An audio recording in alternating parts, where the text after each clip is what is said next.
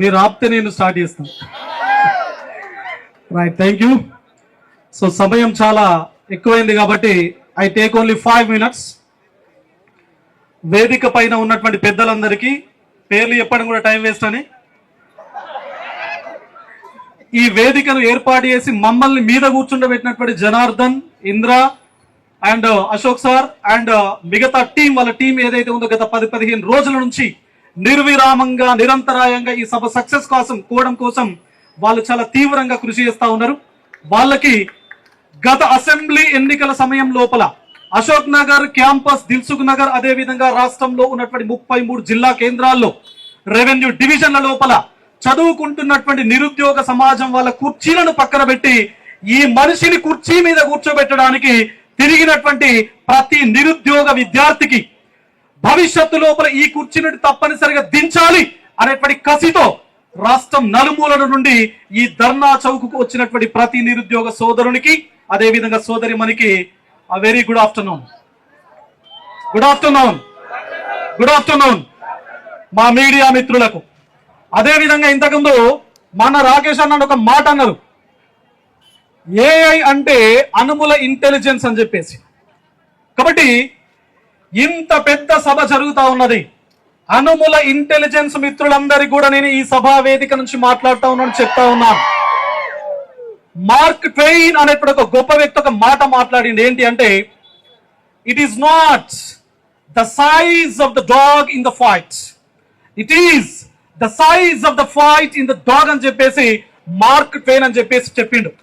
ఇక్కడికి వచ్చినటువంటి అనుముల ఇంటెలిజెన్స్ లో ఉన్నటువంటి ప్రతి ఒక్క పోలీస్ ఇంటెలిజెన్స్ డిపార్ట్మెంట్ మిత్రులందరికీ ఒకటే మాట చెప్తా ఉన్నా, వచ్చినటువంటి 1000 మంది ఒక్కొక్కరు 1000 మందితో సమానంగా ఉన్నటువంటి వాళ్ళు మాత్రమే ఈ ధర్నా చౌక్లో ఉన్నారు. కాబట్టి మీరు రేపు అనుముల ఇంటెలిజెన్స్ అనుముల గారికి రిపోర్టు తయారు చేసి ఇస్తారు కదా, ఆ రిపోర్టు లోపల చాలా క్రిస్టల్ క్లియర్ గా మీరు మెన్షన్ చేయండి, ధర్నా చౌక్కు వచ్చింది 1500 మంది 1000 మంది కాదు, 1,00,000 మందితో సమానమయ్యేటువంటి వ్యక్తులు ధర్నా చౌక్కు వచ్చిరు అని చెప్పేసి దయచేసి మీరు అనుములకు మీ రిపోర్టుని ఇంటెలిజెన్స్ రూపం లోపల ఇవ్వండి అని చెప్పేసి చెప్తా ఉన్నాం. మరి ఈ కాంటెక్స్ట్ లోపల ఎక్కువ టైం తీసుకొని, ఎందుకంటే మాట్లాడవలసిన ఇద్దరు ఇంకా ఉన్నారు కాబట్టి 2 రకాల అంశాలు చాలా స్పష్టంగా ఇప్పటి నుంచి మనమందరం పాటించాలి. మొట్టమొదటిది, ప్రభుత్వం తప్పనిసరిగా చేయాల్సిన అంశాలపైన మనం ప్రెషర్ చేయడం. రెండవది, మన వైపు నుండి తప్పనిసరిగా డెడికేషన్ తో, డిటర్మినేషన్ తో, జీల్ తో, ఎంతూజియాజం తో మనం నిలబడి కలబడి కొట్లాడాల్సిన అంశాలపైన ఫోకస్ చేయాలి.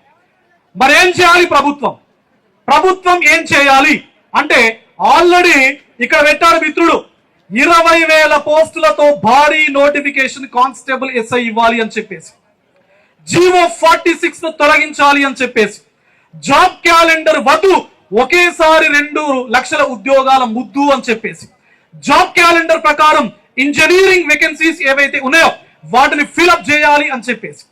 మరి ఇవన్నీ కూడా గత 2 సంవత్సరాల క్రితం మేనిఫెస్టో లోపల మేము జాబ్ క్యాలెండర్ ఇస్తాం అని చెప్పేసి మనకు మాయ మాటలు చెప్పి ఈ ప్రభుత్వం ఏర్పాటు కావడం జరిగింది.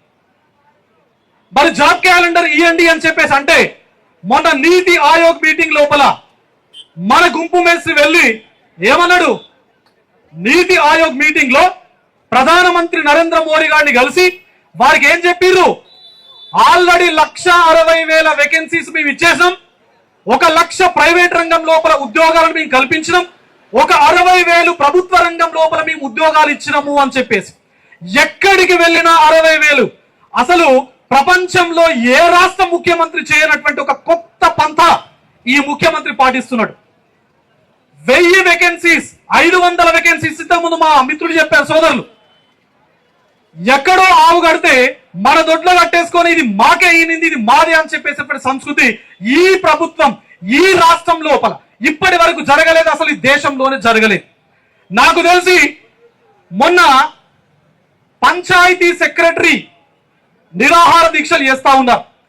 గతం లోపల ఎవరైతే విఆర్ఓ విఆర్ఏలకు సంబంధించి రెవెన్యూ సిస్టమ్ ను అబాలిష్ చేసినప్పుడు ఆ పోస్టులను వేరే డిపార్ట్మెంట్ లోపల అబ్జర్వ్ చేసుకున్నారు. చేసుకున్న తర్వాత మొన్న గ్రామ పాలన ఆఫీసర్ అనేటువంటి పేరుతోని CCLA వాళ్ళు ఒక పరీక్ష పెట్టిరు. ఆ పరీక్షకు ఒక 5,500 6,000 మంది ఆల్రెడీ VROలు VRAలు అప్లై చేసుకున్నారు. పరీక్ష రాస్తే 3,500 మంది క్వాలిఫై అయ్యారు.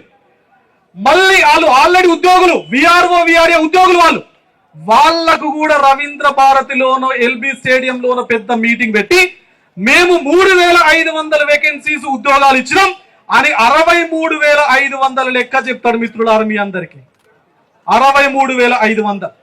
మరి ఈ ప్రభుత్వం వాస్తవానికి ఎన్ని ఉద్యోగాలు ఇచ్చింది? గత ప్రభుత్వం 5,100 టీచర్ పోస్టులు ఇస్తే ఈ ప్రభుత్వం వచ్చిన తర్వాత దానికి ఇంకొక 5,800 కొత్తగా కలిపి 11,000 వేకెన్సీస్ తో జాబ్ నోటిఫికేషన్ ఇచ్చింది. హెల్త్ డిపార్ట్మెంట్ లోపల ఒక 4,800 వరకు సుమారుగా 5,000. అంటే ఈ ప్రభుత్వం వచ్చిన తర్వాత కొత్తగా ఇచ్చినటువంటి వేకెన్సీస్ కేవలం 10-11,000 మాత్రమే. ఎన్ని వేలు ఇచ్చినామని చెప్పేసి చెప్తా ఉన్నాడు. ఎన్ని వేలు? 60,000 వేకెన్సీస్ ఇచ్చినామని చెప్తా ఉన్నాడు. మరి మొన్న రీసెంట్ గా AICC వైస్ ప్రెసిడెంట్ అనౌన్స్ చేసిన ఒక 30 మంది చిల్లర, అదేవిధంగా జనరల్ సెక్రటరీ అనౌన్స్ చేసింది కాంగ్రెస్ పార్టీ ఒక 30 మంది చిల్లర. అంటే మీకు ఇంత చిత్తశుద్ధి మీ పార్టీ లోపల ఉండేటువంటి రాజకీయ నిరుద్యోగులను, అసంతృప్తులను వాళ్ళను చల్లబరుచుకోవడానికి, వాళ్ళకు పార్టీ పదవులు ఇవ్వడానికి మీకు టైం ఉంటది. మరి 40 లక్షల నిరుద్యోగుల యొక్క కోరికలు, 40 లక్షల నిరుద్యోగుల యొక్క ఆస్పిరేషన్స్, ఈ ప్రభుత్వం రావడానికి బస్ యాత్ర చేసినటువంటి నిరుద్యోగుల యొక్క ఆస్పిరేషన్స్ కు మీరు వాళ్ళ ఆస్పిరేషన్స్ ఫుల్ఫిల్ చేయడం కోసం మీకు 40 నిమిషాల టైం కూడా మీకు ఉండదు. This is very shame. Shame.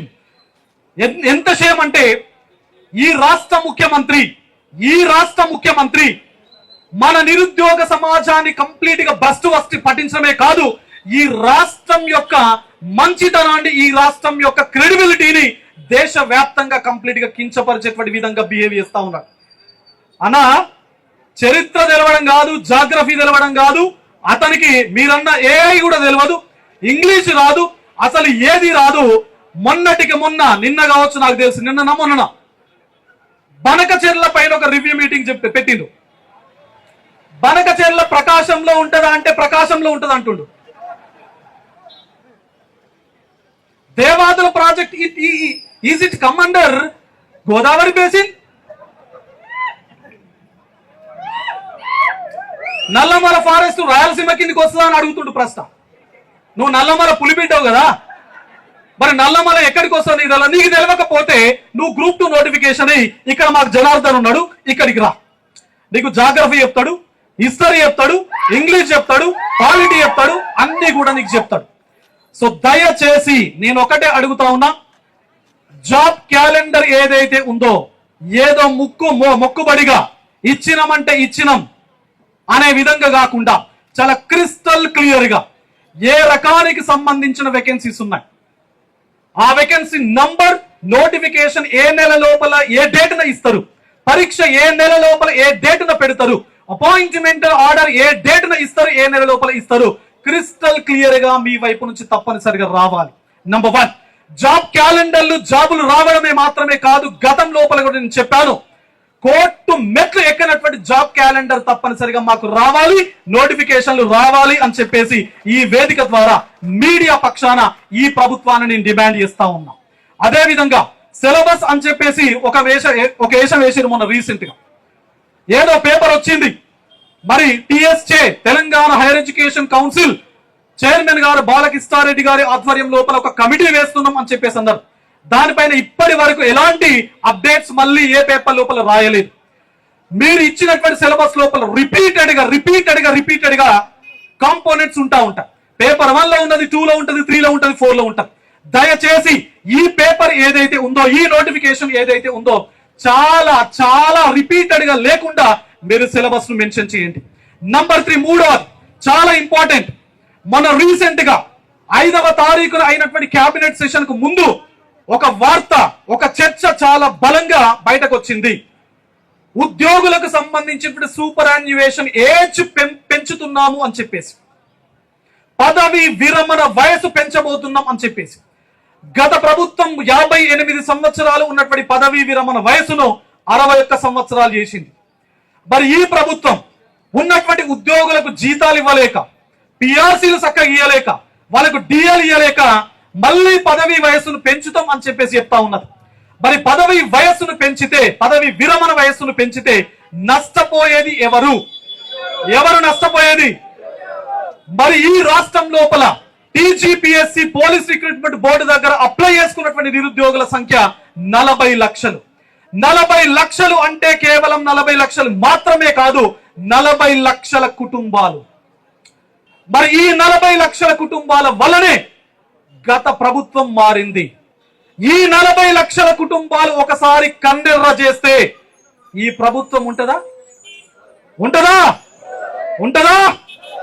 మరి ఈ కమిట్మెంట్ ఏదైతే ఉందో, ఈ పర్సవియరెన్స్ ఏదైతే ఉందో, ఈ డెడికేషన్ ఏదైతే ఉందో మనం తప్పనిసరిగా రాబోయే ఎలక్షన్స్ లోపల చూపెట్టాలి. మరి మనమందరం ఏం చేయాలి?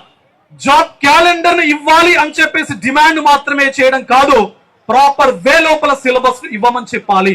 ప్రాపర్ వే లోపల లొసుగులు లేనటువంటి నోటిఫికేషన్లను మీరు ఇవ్వండి అని చెప్పేసి చెప్పాలి. టీజీపీఎస్సీ లోపల సంస్కరణలు చేయండి. ఎందుకంటే టీజీపీఎస్సీ లోపల హ్యూమన్ రిసోర్సెస్ లేరు అనుకోండి, పని చేయాల్సినటువంటి వ్యక్తి 100 మంది కావాలి. 100 మంది ఉంటే ప్రాపర్ వే లోపల పని జరుగుతుంది, ప్రాపర్ గా నోటిఫికేషన్స్ వస్తాయి, రిజల్ట్ వస్తుంది. మరి 100 మందికి 10 మందే పనిచేసారు అనుకోండి, రిజల్ట్ సరైన టైంకు రాదు, నోటిఫికేషన్ సరైన టైంకు రాదు. తప్పనిసరిగా టీజీపీఎస్సీ లోపల రిఫార్మ్స్ చేయాలి. అక్కడ ఎవరైతే రిక్రూట్మెంట్ ఎంతవరకైతే అవసరం ఉందో, మీరు డెప్యుటేషన్ తీసుకుంటారా, మ్యూచువల్ తీసుకుంటారా, ఎంప్లాయీని తీసుకొని తప్పనిసరిగా దాన్ని మీరు రిఫార్మ్ చేయండి. ఇది తప్పనిసరిగా ప్రభుత్వం వైపు నుంచి చేయాలి. మరి మనం ఏం చేయాలి? మనం 2 తప్పనిసరిగా చేయాలి మిత్రులారా, గుర్తుపెట్టుకోండి. ఒకటి, గతం లోపల ఈ ధర్నా చౌక్ దగ్గర ధర్నా అయినప్పుడు కూడా, మోతీలాల్ నాయక్ ఆధ్వర్యం లోపల ధర్నా చౌక్ దగ్గర ధర్నా అయినప్పుడు కూడా నేను చాలా స్పష్టంగా చెప్పాను, ఒక వ్యవస్థాగత, ఒక సంస్థాగత నిర్మాణం నిరుద్యోగులకు గనక లేకపోతే, ఇంతకుముందు మా జడ్సన్ అని చెప్పారు, 2 నిమిషాలు అయిపోయింది. జడ్సన్ ఒక మాట చెప్పా, ఐకమత్యమే బలం అని చెప్పేసి. గత ఉద్యమాలు చెప్తా ఉన్నాయి మనకు, జల్ జంగల్ జమీన్ అనేటువంటి పేరుతో, మావే నాటే మావే రాస్ అనేటువంటి పేరుతో కొమరం భీం ఉద్యమించినటువంటి తీరే మనకు ఆదర్శం. మరి ఐకమత్యం ఏదైతే ఉందో అది తీసుకురావాలి అంటే ఒక సంస్థాగతమైనటువంటి నిర్మాణం జరగాలి. నిరుద్యోగులకు ఒక వేదిక ఏర్పడాలి, నిరుద్యోగులకు ఒక సమితి ఏర్పడాలి, ఒక ఆర్గనైజేషన్ ఏర్పడాలి. ఒక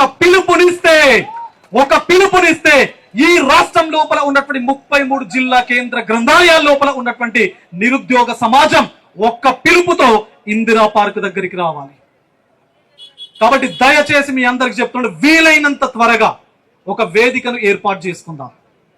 2వ ముఖ్యమైనటువంటి అంశం, social media is a powerful weapon that can transform this entire society. My dear comrades, you believe in that. Social media అనేది చాలా పవర్ఫుల్ వెపన్. ఇప్పుడు లోకల్ బాడీస్ జరగబోతున్నాయి, బీహార్ ఎలక్షన్స్ జరగబోతున్నాయి. మరి నిరుద్యోగులు 40 లక్షలు ఉన్నారు కదా, ఎందుకు why don't we campaign through Twitter campaign మనం ఎందుకు చేయొద్దు? ఈ 40 లక్షల మంది నిరుద్యోగులు 1 కోటి మంది జనాభాకు రీచ్ అయ్యే విధంగా ఎందుకు అన్ఎంప్లాయిడ్ యొక్క గర్జన ట్విట్టర్ ద్వారా మనం ఎందుకు చేయొద్దు? ఒకసారి ఆలోచన చేయండి. మీ ఎఫ్బి వాడండి, మీ ఇన్స్టా వాడండి, మీకు సంబంధించినటువంటి వాట్సాప్ వేదికలు వాడండి. మీకు ఏ పాసిబిలిటీ ఉంటే ఆ పాసిబిలిటీ ద్వారా మీ యొక్క లోపల ఉన్నటువంటి ఏదైతే ఆక్రోశం ఏదైతే ఉందో, మీకు జరుగుతున్నటువంటి అన్యాయం ఏదైతే ఉందో దాన్ని మామూలు ప్రజలకు అర్థం చేసే విధంగా మీ అందరూ కూడా దయచేసి ఐకమత్యంతో మీరు కొట్లాడండి. Everything will be possible. Everything will be possible with strong commitment and strong willpower. Thank you. All the best. All the best.